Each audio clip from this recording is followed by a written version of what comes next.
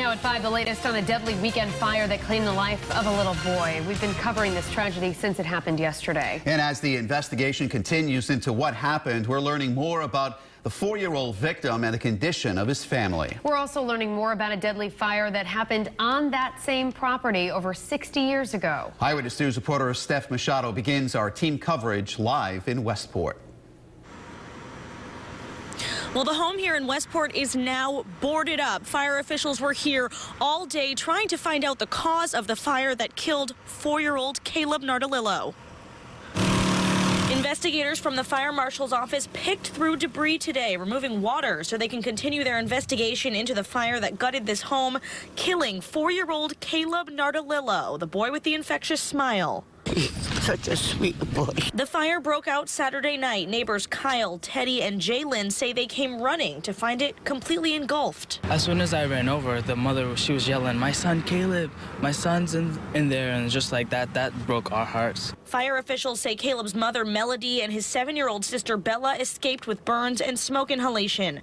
Neighbors say they tried to break windows to find a way in to save Caleb. I tried as much as I could, but once the power cable started dropping, there was really nothing that anybody could do. Another neighbor, a teenager named Jacob, did run inside to try and save him. His sister says he eventually had to escape. It was getting to him too much, and he ended up jumping out of Caleb's window. Firefighters found Caleb in his bedroom. The community now mourning his loss and working to support his mother and sister who lost Caleb and their home. Because Christmas is right around the corner, and it's sad to see a family end and start a new year with nothing.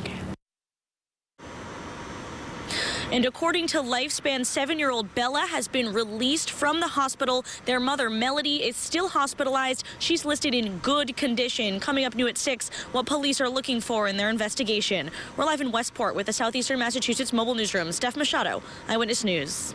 We begin with the latest developments in a tragic house fire that claimed the life of a little boy.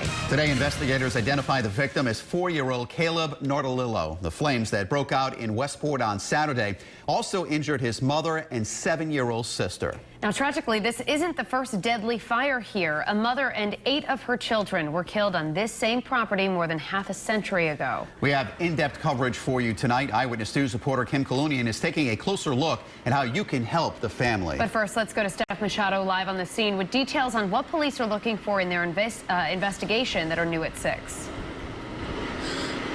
Well, it's a very somber evening here in this Westport neighborhood. Caleb's great-grandmother actually just stopped by to see the house where he died. She told me she was in town visiting for Christmas. Now investigators are working to determine how exactly this fire happened.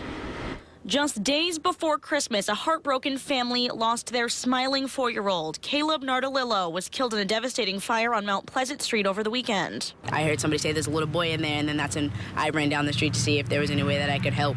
Neighbors Jalen, Kyle, and Teddy recount the horror that was Saturday night. The house completely engulfed in flames, people trying to run in and save Caleb. I tried as much as I could, but once the power cable started dropping, there was really nothing that anybody could do.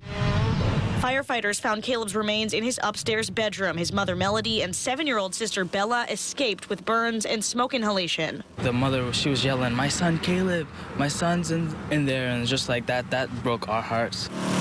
Investigators combed through debris, pumped out sludge, and walked through the house today trying to determine how the fire started. The Bristol County DA's office tells me they are looking into whether the house had working smoke detectors.